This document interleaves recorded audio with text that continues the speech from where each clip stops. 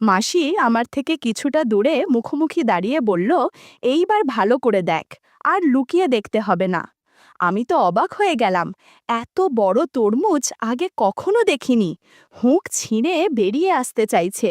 সেদিন ক্ষেতের মধ্যে যা হলো তা কোনো দিন ভুলব না। আমার নাম বাবুয়া। সবাই আমাকে বাবু বলেই ডাকে। আমার বয়স ২১ বছর। কলেজে পড়ছি। আমি বাবা মায়ের একমাত্র সন্তান। আমরা গ্রামে থাকি। আমাদের গ্রামে বেশ কিছু বিঘা জমি আছে। সেই জমিতে চাষ করা হয়। আমার বাবার একটা ছোট মুদিখানা দোকান আছে। বাবা দোকান চালায় আর কয়েকটা লোক রেখেছে জমি চাষ করার জন্য। যেহেতু বাবা দোকান চালায়, তাই মাঝে মাঝে জমিতে গিয়ে দেখাশোনা করে। তবে বেশিরভাগ সময় আমার মা জমিতে যায় আর সব কিছু দেখে। আমি পড়াশোনা করছি, তাই জমির চাষবাস নিয়ে মাথা ঘামাই না। অল্প বয়স থেকেই বিবাহিত মহিলাদের প্রতি আমার একটু দুর্বলতা আছে। এমনি একজন হচ্ছে মিতা মাসি, বয়স ৪০ বছর হবে। মিতা মাসির ২ মেয়ে। ২ বছর আগে এক মেয়ের বিয়ে হয়ে গেছে, আর এক মেয়ের বয়স ২০ বছর। গরিব বলে মিতা মাসির মেয়ের লেখাপড়া হয়নি, তাই বাড়িতেই থাকে আর সব কাজকর্ম করে। মায়ের মুখে শুনেছিলাম যে মিতা মাসির স্বামী নাকি লাল পানি খেয়ে মাসিকে খুব মারধর করত। তাই মাসি ওর স্বামীকে ছেড়ে ২ মেয়ে নিয়ে বাপের বাড়িতে চলে এসেছে। তারপর থেকে মাসি বাইরে কাজ করে সংসার চালায়। এখন মাসি আমাদের জমিতেই সারা বছর কাজ করে। মাসিকে দেখতে সুন্দর না হলেও চেহারাটা দেখার মতো। গায়ের রং চাপা হলেও বেশ আকর্ষণীয়। মাঠে কাজ করার সময় অনেক লোকই তার দিকে তাকিয়ে থাকে। গাছের তরমুজ খুবই সুস্বাদু, যে কেউ খেতে চায়। একদিন বেলা ১১টার সময় একটু ব্যাগে কিছু সার দিয়ে মা আমাকে জমিতে যেতে বলল। আমি মায়ের কথা মতো ব্যাগটা নিয়ে জমিতে যাই। জমিতে গিয়ে দেখলাম ৪ জন কাজ করছে। ৪ জনের মধ্যে ৩ জন গ্রামের লোক আর মিতা মাসি। গরমকাল, খুব গরম পড়েছে, তাই ৪ জনেই ঘেমে এক আকার হয়ে গেছে। আমাকে দেখে মিতা মাসি হেসে বলল, আরে বাবু, কি ব্যাপার, তুই এখানে? আমি বললাম, মা আমাকে পাঠালো, এই ব্যাগে সার আছে, নিয়ে এসেছি। মাসি বলল, আরে সার নিয়ে আসতে হবে, সেটা তো তোর মা আমাদের বললেই গিয়ে নিয়ে আসতাম, তাহলে তোকে এই রোদে কষ্ট করে হেঁটে নিয়ে আসতে হতো না। মাসি এসে আমার হাত থেকে ব্যাগটা নিয়ে একটা কাজের লোককে ডেকে সার দেবার নিয়ম সব বুঝিয়ে দিল। আমি বললাম, তাহলে এবার আমি যাই? মাসি বলল, এত দূর থেকে হেঁটে এসেছিস, এক্ষুনি যেতে হবে না। যা ওই গাছের নিচে বসে একটু বিশ্রাম নিয়ে তারপর যাবি, বলে আবার জমিতে নেমে গেল। আমি একটা বড় গাছের নিচে ছায়াতে গিয়ে বসলাম। আমি যেখানে বসেছে তার একটু দূরেই মাসি কাজ করছে। মাসি এখন একটা কম দামি পাতলা সিল্কের শাড়ি পরে আছে, কোমরে একটা গামছা বাঁধা। মাসির ব্লাউজটাও বেশ পুরনো মনে হচ্ছে দেখে। মাসি কাজ করছে আর আমি মাসির দিকে তাকিয়ে আছি। হঠাৎ মাসি মুখ তুলে আমার দিকে তাকিয়ে দেখল। আমি তার দিকেই তাকিয়ে আছি। এরপর মাসি মিচকি হেসে আবার কাজ করতে লাগলো। আমি অবাক হয়ে গেলাম, কারণ আমি যে তরমুজ দেখছি সেটাতে মাসির কোনো ভ্রুক্ষেপই নেই। যেন মনে হচ্ছে কিছুই হয়নি। বন্ধুরা, কিছু বিষয় ইউটিউবের করা নিয়মের কারণে সরাসরি বলা যাচ্ছে না। তোমরা কমেন্টে দেয়া লিংক থেকে আমার ওয়েবসাইট ভিজিট করো, সেখানে একদম খোলামেলা গল্প দেয়া আছে। একটু পর মাসি আমার কাছে আসলো বিশ্রাম নেয়ার জন্য। মাসি বলল, কিরে, কি দেখছিলি ওভাবে? মাসির কথা শুনে একটু অস্বস্তিতে পড়ে গেলাম। কিছুই বলতে পারছিলাম না, শুধু আমতামতা করছিলাম। মাসি বলল, কেমন দেখতে? আমি সাহস করে বললাম, ভালোই, তবে পুরোটা তো দেখতে পাইনি। মাসি বলল, ওরে বাবা, ছেলের আবার পুরোটা দেখার শখ। আমি বললাম, তরমুজ ভালো হলে সবাই পুরোটাই তো দেখতে চাইবে। মাসি হেসে বলল, তুই পুরোটা দেখবি নাকি? মাসির কথা শুনে আমি অবাক হয়ে তাকিয়ে রইলাম। মনে মনে ভাবছি যে মাসি কি সত্যিই আমাকে দেখতে দিবে? আমি বললাম, এখানে দেখব কিভাবে? মাসি বলল, তোদের অন্য একটা জমিতে চল, ওই দিকটায়। আমি খুশি হয়ে বললাম, হ্যাঁ হ্যাঁ চলো, আর অপেক্ষা করতে পারছি না। এরপর মাসি কাজের লোকগুলোকে উদ্দেশ্য করে বলল যে আমি বাবুকে নিয়ে পাশের ধান ক্ষেতটা দেখাতে যাচ্ছি, ততক্ষণ তোমরা কাজ করো, একটু পরেই আমরা চলে আসব। লোকগুলো বলল, আচ্ছা দিদি, যাও, আমরা কাজ করছি। মাসি আমার সামনে হেঁটে যাচ্ছে আর আমি পিছনে। মাসির হাঁটার স্টাইল আমার খুব ভালো লাগছিল। 10 মিনিটের মতো হাঁটার পর আমরা একটা জমির মাঝখানে চলে এলাম। এই জমিতে এত বড় বড় ধান গাছ চাষ হয়েছে যে দূর থেকে বোঝা যাবে না যে এই জমির ভিতরে কেউ আছে। যাই হোক, মাসি আমার থেকে কিছুটা দূরে মুখামুখি দাঁড়িয়ে বলল, এই দেখ। আমি ক্ষেতের তরমুজ দেখে অবাক হয়ে গেলাম। এত বড় তরমুজ আগে কখনো দেখিনি। তরমুজ অনেক ফর্সা ছিল। মাসি তরমুজ দেখাতে দেখাতে বলল, আগে বল, এইসব কথা কাউকে বলবি না তো? আমি বললাম, না না, কাউকে বলবো না, সত্যি বলছি। আমি এক দৃষ্টিতে তাকিয়ে আছি দেখে মাসি হেসে বলল, এই বাবু, কেমন লাগছে তরমুজগুলো? আমি বললাম, অসাধারণ মাসি, কোনো কথা হবে না। মাসি বলল, তোর তো ক্ষুধা লেগেছে, কিছুই খাসনি, এই তরমুজগুলো খেয়ে নে। আমি আর কথা বাড়ালাম না, আস্তে আস্তে তরমুজ খেতে শুরু করলাম। 30 মিনিটের মতো আমরা আড্ডা দিয়েছি। মাসি বলল, না আর এখানে থাকা যাবে না, অনেকক্ষণ হয়ে গেছে এসেছি, কেউ এসে পড়লে সমস্যা হয়ে যাবে, এবার চল।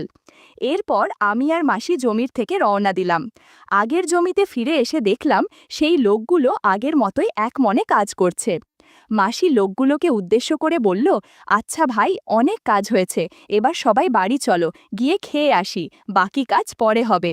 মাসির কথা শুনে সবাই একসঙ্গে জমি থেকে উঠে বাড়ির দিকে চলে গেল। আমিও সারের ব্যাগটা হাতে নিয়ে বাড়ির দিকে রওনা দিলাম। মাথার উপরে সূর্য দাঁড়িয়ে আছে। বাড়ি ফিরে স্নান করে দুপুরের খাবার খেয়ে নিলাম। এর মাঝে কয়েকদিন কেটে গেল। একদিন মার কাছ থেকে জানতে পারলাম মাসি অসুস্থ হয়ে পড়েছে। তার ছোট মেয়েও বাড়িতে নেই, তাই মা আমাকে মাসির দেখাশোনা করার জন্য যেতে বলল। কথা মতো আমিও চলে গেলাম মাসির বাড়িতে। বুঝলাম মাসি রাগ করেছে কয়েকদিন দেখা না করার কারণে। মাসিকে ওষুধ দিয়ে বললাম, খেয়ে নাও। মাসি কোনো কথা বলছে না। মাসির মুখের দিকে হাত নিয়ে মুখ ঘুরিয়ে বললাম, তুমি যদি ওষুধ না খাও আমি চলে যাব, আর আসব না। মাসি দেখলাম আমার হাত থেকে ওষুধ নিয়ে খেয়ে নিল। আর কোনো কথা হলো না। হঠাৎ বাসার কলিং বেল বেজে উঠল। আমি গিয়ে দরজা খুলতেই দেখি মাসির বয়সী এক মোটা মহিলা। মহিলাকে দেখে চিনলাম না, তাই জিজ্ঞেস করলাম, কাকে চাই? উনি বললেন, মিতা নেই? আমি আছি বলে ওনাকে ভেতরে আসতে বললাম। গিয়ে মাসিকে বললাম, এক মহিলা এসেছে। মাসি দেখলাম ওড়না ঠিকঠাক পরে বলল ভেতরে নিয়ে যেতে। আমি গিয়ে ওই মহিলাকে বললাম, মাসি আপনাকে ভেতরে রাখছে। উনি যাওয়ার সময় ওনাকে ভালোভাবে দেখলাম, বেশ স্বাস্থ্যবান, শাখা সিঁদুর নেই। উনি ভেতরে ঢুকতেই বলে উঠল, ও মিতা, কেমন আছিস? উনি মাসিকে শোয়া অবস্থায় দেখে জিজ্ঞেস করল, মাসির কি হয়েছে? মাসি বলল, কলতলায় পড়ে গিয়ে কোমরে সামান্য ব্যথা পেয়েছে। আমি মাসিকে বললাম, তোমরা কথা বলো, আমি টিভি রুমে আছি। এই বলে টিভি রুমে গিয়ে সাউন্ডটা বাড়িয়ে দিয়ে মাসির রুমের সামনে এসে ওদের কথা শুনছিলাম। রিনু মাসি বলল, ছেলেটা কে রে মিতা, আগে তো দেখিনি। মিতা মাসি আমার কথা সব বলল, কিন্তু মাসিকে সেদিন খান ক্ষেতের ঘটনা বলল না। রিনু মাসি চুপি চুপি বলল, ছেলেটা কিন্তু হ্যান্ডসাম, আমি হলে তো কবেই বন্ধুত্ব করে ফেলতাম। আসলাম অনেক দিন পর তোর সাথে গল্প করতে, আর তুই কিনা বিছানায় পড়ে রইলি, আমার মনটা কেমন যেন করছে। মিতা মাসি বলল, তোর মুখে কিছুই আটকায় না, ওর অবয়স খুব বেশি না, আর আমি ওকে দিয়ে কিছু করাবো না, জানাজানি হলে কি হবে ভেবেছিস? রিনু মাসি বলল, কেন, ওর কি ক্ষমতা নেই? ওকে দেখে তো মনে হচ্ছে ভালোই শক্তিশালী। আমি ওদের কথা শুনছিলাম আর মনে মনে খুশি হলাম। যাক, একসাথে দুজনকে বন্ধু বানানো যাবে। একটু পর আমি টিভি রুমে ফিরে এলাম। কিছুক্ষণ যেতেই আবার বেল বেজে উঠল। খুলে দেখি মা দাঁড়িয়ে। মা ভেতরে ঢুকে মাসির রুমে গেল। আমি মাসিকে বললাম, আমি তাইলে মাসির জন্য কিছু ওষুধ নিয়ে আসি। রিনু মাসি বলল, ওষুধ কোথা থেকে নেবে? আমি ঠিকানা বলতেই রিনু মাসি বলল, ভালোই হলো, পথে আমার বাড়ি পড়বে, আমাকে মামিয়ে তুমি ওষুধ আনতে যেও। বাড়ি থেকে বের হয়ে ট্যাক্সি না পেয়ে রিকশা নিলাম।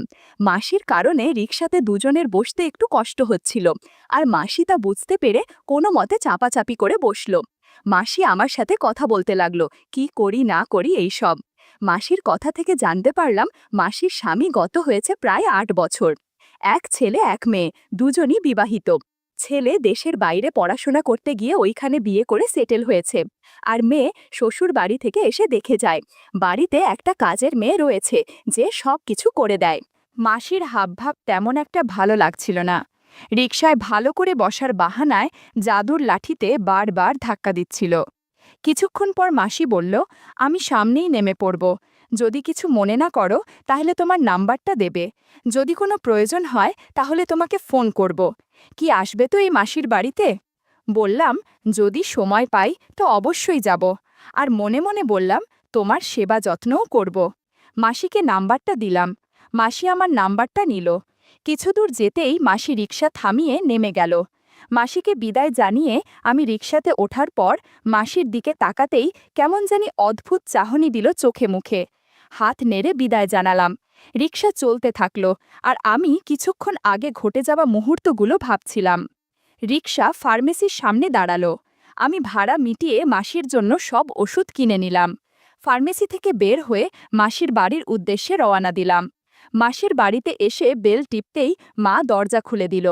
মাসিকে ওষুধপত্র সব বুঝিয়ে দিয়ে আমি আর মা বাড়ি ফিরে এলাম। পরের দিন রিনু মাসিকে ফোন করলাম।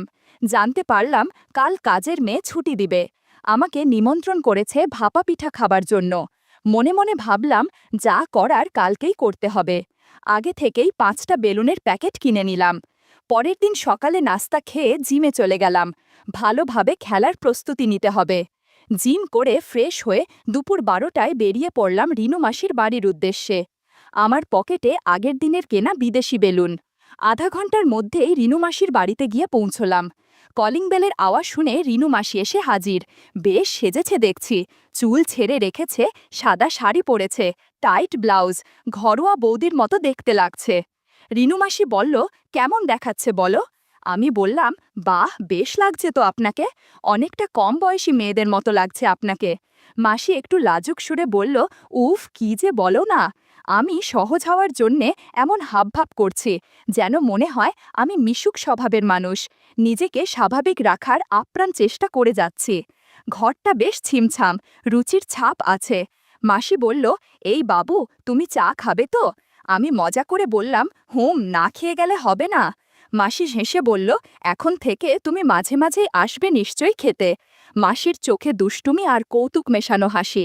একটা অদ্ভুত হাসি চেপে বলল, সময় নিয়ে এসেছ তো, নাকি শুধু খাবার খেয়েই চলে যাবে? আমি না বুঝে জিজ্ঞেস করলাম, কেন জিজ্ঞেস করছেন? মাসি বলল, না, আমি ভাবলাম প্রথম দিন এলে তাই আর কি। বুঝতে পারলাম মাসি আমার উদ্দেশ্য আমার মুখ থেকে শুনতে চাইছে। আমি বললাম, এই দুপুরবেলা ভাপা পিঠা আর জাম্বুরা খেতে চাই। আমি নিজের কানকেই বিশ্বাস করতে পারছি না যে এরকম পরিবেশে বসে একটা মহিলার সাথে এইভাবে কথা বলছি। কিন্তু যা বলছি সজ্ঞানেই বলছি। তাই সরাসরি নিজেই চলে এলাম প্রসঙ্গে। অন্তত খাবার খেয়েই চলে যেতে চাই না। কেউ দেখুক আর না দেখুক, কেউ জানুক আর না জানুক, আজ খাবার খেয়েই যাব। মাসি বলল, বাব্বা, এত তাড়া কিসের? তোমার জন্য অনেক খাবার আছে। কথাটা বলে মাসি আমার সামনে বসল আর ভাপা পিঠা এগিয়ে দিয়ে বলল, আস্তে ধীরে খাও। ভাপা পিঠা কম করে হলেও 4 কেজি করে হবে। 1 ঘন্টার মতো খাওয়া দাওয়া করলাম। তাছাড়া মাসিকে জাদুর লাঠি দিয়ে আশীর্বাদও করেছি। কিছুক্ষণ পরে ফ্রেশ হয়ে বাড়ির পথে হাঁটা দিলাম। অনেক ক্লান্ত লাগছিল বলে কখন ঘুমিয়ে পড়েছি তার খেয়াল নেই। পরের দিন সকাল থেকেই মাসির কথা মনে পড়ছিল। কোনো উপায় পাচ্ছিলাম মাসির কাছে যাবার। এমন সময় আসে বলল, সে হাতে ব্যথা পেয়েছে, যে কারণে বাড়ির কাজ ঠিকমতো করতে পারবে না। এজন্য মিতা মাদিকে কয়েক দিনের জন্য আমাদের বাড়িতে কাজ করার জন্য থাকতে বলবে। মায়ের কথা শুনে মন খুশিতে নেচে উঠল। ধান খেতে সেদিনের ঘটনার পর থেকে তেমন কিছুই করার সুযোগ হয়নি। তাই যখনই বাড়িতে কথা হচ্ছিল যে মিতা মাসিকে কাজের জন্য বাড়িতে থাকতে বলবে, আমি সবার আগে দায়িত্বটা নিজের ঘাড়ে নিয়ে নিলাম। তাতে করে আমি ওনাকে আরও কাছে থেকে দেখার সময় পাব। মাসি আসতো প্রায় 7টা নাগাদ। 4 ঘন্টা কাজ করে চলে যেত। তারপর মাসি আবার বিকাল 5টায় এসে বাকি বাসন মেজে রেখে চলে যেত। মায়ের কাজ কমে যাওয়ায় মা মোটামুটি 8টা পর্যন্ত ঘুমাতো। আর বেশিরভাগ দিনই আমি সকালে বেল বাজলে গিয়ে গেট খুলে মাসিকে ভিতরে আসতে দিতাম। ইশারায় ইশারায় অনেক কথা হতো মাসির সাথে, কিন্তু ভালো সুযোগ হয়ে উঠছিল না। প্রতিদিনই দেখতাম মাসি এসেই আমার ঘরটা সবার আগে মুছত, মানে বাড়ির কেউ ওঠার আগেই। মাসি একটু অগোছালো হয়েই থাকত। আমি বুঝতে পারতাম আমার জন্য এরকম হয়ে থাকে। সে যখন ঘর মুছত, আমি এক দৃষ্টিতে তাকিয়ে থাকতাম। মাসি আমাকে দেখে মুচকি মুচকি হাসত। একদিন মাসিকে বললাম, সেই কবে জাম্বুরা খাইয়েছ, আর তো দিলে না? মাসি বলল, ইস, খুব শখ হয়েছে বাবুর। গতকালই তো লিনু মাসির বাড়ি থেকে ভাপা পিঠা খেয়ে এলে, এখন সাধু সাজা হচ্ছে, তাই না? রিনুদি আমাকে ফোন করে সব বলেছে। ও ভালো করে হাঁটতে পারছে না।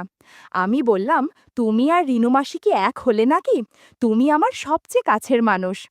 আমার কথা শুনে মাসি লজ্জা পেল আর অন্য ঘর মুছতে গেল। আমার ঘরের কাজ হয়ে গেলেই মাসিকে দেখলাম একটু গোছালোভাবে শাড়ি পরে নিল। আমি পরিষ্কার বুঝেছিলাম মাসির মন কি চাইছে, কিন্তু বাড়িতে সবসময় কেউ না কেউ থাকার কারণে রাগ হচ্ছিল। এদিকে জাদুর লাঠিও কেমন যেন করছে। এই করতে করতেই প্রায় 2 মাস কাটল, আর আমার সেই সুবর্ণ সুযোগ এলো। বাবা টিকিট কেটেছে শিলিগুড়ির। আমার কাকি অসুস্থ, বাবা আর মা দুজনই যাবে। যাবার আগে আমার বাড়ির সব কাজ বুঝিয়ে দিয়ে গেল। দুজনে রাতের ট্রেনে চলে গেল। আমি সারা রাত ভাবতে লাগলাম, কাল মাসি এলেই তো তাকে সবার আগে কাজ করতে বলবো। সারা রাত আমি এইসব কাটিয়ে দিলাম। সকালে বেল বাজতেই খুব স্বাভাবিকভাবে গেট খুলে ওপরে চলে আসছিলাম। মাসি তাড়াতাড়ি গেট বন্ধ করে দৌড়ে এসে জাদুর লাঠি হাতে নিয়ে জিজ্ঞেস করল, কি ব্যাপার, আজ চলে যাচ্ছ যে? আর ভালো লাগছে না নাকি? আমি বললাম, না, গিয়ে নিজের কাজ করো, আমার ইচ্ছা করছে না কিছু করতে। বলেই আমি ওপরে উঠে এলাম। মাসি একটু রাগ করল, তা আমিও বুঝেছিলাম। বাবা মায়ের ঘর পুরো চাপানো ছিল, তাই মাসি টের পায়নি যে তারা বাড়ি নেই। আর রাগের বশে আমার ঘর না মুছেই সোজা রান্নাঘরে গিয়ে রাতের বাসন মাজতে লাগলো। ভেবেছিলাম রাগের অভিনয় করলে হয়তো আমাকে মানাতে আসবে, কিন্তু তা আর হলো না। তাই রান্নাঘরে গিয়ে জাম্বুরা হাতে নিলাম খাবো বলে। মাসি চমকে উঠে বলল, কেউ জানলে সমস্যা হবে। আমি বললাম, আজ কেউ বাড়িতে নেই। বলতেই মাসি বাসন মাজা বন্ধ করে আমার দিকে ফিরে তাকালো, বলল, তাহলে তো বেশ ভালোই হলো। আমি মাসিকে বললাম, যাও, তুমি আগে স্নান করে আসো। একটু পর মাসি দামি শ্যাম্পু দিয়ে স্নান করে আসলো। আমি মাসিকে লাল রঙের একটা নাইটি পরতে দিলাম। নাইটিটা আমার মায়ের। মাসির ভালো ভানে ফিট হচ্ছিল না, তবুও দারুণ দেখাচ্ছিল। এরপর জাদুর লাঠি দিয়ে মাসিকে আশীর্বাদ করলাম। ঘরের মধ্যে হাততালির শব্দ শোনা যাচ্ছিল। ঘণ্টাখানেক পর মৌনতা নেমে এলো। মাসি বলল, তোমার মা বলেছে পরশু থেকে একবেলা আসতে, কারণ এখন কাজ কম। আমি বললাম, তাহলে তো সমস্যা হয়ে যাবে, আমাদের আর দেখাই হবে না। মাসি বলল, না, এটা আমি মেনে নিতে পারবো না। আমি একবেলা এখানে কাজ করতে আসব, আর একবেলা যখন মাঠে কাজ করতে যাব তখন চলে আসব। ওই ধান ক্ষেতের মধ্যে আমরা দেখা করব। ওই দিন বিকারে মাসি আর আসেনি কাজ করতে। পরের দিন সকাল 7টায় বেল বাজতেই আমি নিচে গিয়ে দরজা খুললাম। খুলেই আমার মাথা গরম হয়ে গেল। মাসি এসেছে, কিন্তু সাথে তার মেয়ে। আজকে যা পরিকল্পনা করেছিলাম তার সবই বেচতে গেল, কারণ আমি জানি আজ মাসির সাথে সময় কাটাতে পারবো না। আমি ওর মেয়েকে দেখেই সোজা ওপরে চলে এলাম। ঘরে এসে শুয়ে রইলাম। মাসি বলল, আজ আমার তাড়া আছে, তাই ওকে সাথে এনেছি। সব বাড়িতে তাড়াতাড়ি কাজ হয়ে গেলে আমি ওকে নিয়ে একটু বেরোবো। আমি কিছুই বললাম না, শুয়ে রইলাম চুপচাপ। মাসি সোজা রান্নাঘরে গিয়ে আমার রাতের খাওয়া একটা থালা, কড়াই আর গ্লাস মাজতে লাগলো। মেয়ে সোজা গিয়ে ঢুকলো আমার কিছু জামা প্যান্ট আছে সেগুলো ধুতে। কিন্তু আমার ধৈর্য নেই। 6-9 চিন্তা না করে আমি সোজা রান্নাঘরে চলে গেলাম। মাসি বলল, কি করছো সোনা? আমার মেয়েটা জানলে ঝামেলা হয়ে যাবে। আমি বললাম, হোক, তোমাকে কে বলেছে ওকে নিয়ে আসতে আমার বাড়ি? জানো না, আজকেই আমাদের শেষ দিন। কিছুক্ষণের মধ্যে মাসির সাথে গল্প করতে শুরু করলাম। মাসি শুধু চেঁচামেচি করছিল। শব্দ শুনে মাসির মেয়ে চলে এলো রান্নাঘরে। এসে দেখে ব্লাউজ, পেটিকোট ওয়াশ বেসিনের পাশে রাখা। আমি মাসিকে বললাম, ও আমাদের গল্প করতে দেখে ফেলেছে, তুমি ওকে রাজি করাও। আমার কথা শুনে মাসি তার মেয়েকে রাজি করাতে চেষ্টা করল, কিন্তু প্রথমে রাজি হলো না। যখন আমার জাদুর লাঠি দেখল, তখন আর না করতে পারল না। 4 ঘন্টার মতো আমরা গল্পগুজব করেছি। আমি বললাম, বেশ হলো, তোমরা দুজন কাল থেকে ধান খেতে চলে আসবে, আর টাকা পয়সার ব্যাপারে কোনো চিন্তা করো না, দুজনকেই অনেক বকশিস দেব। কথাটা শুনে দুজন হাসতে হাসতে বাড়ি চলে গেল।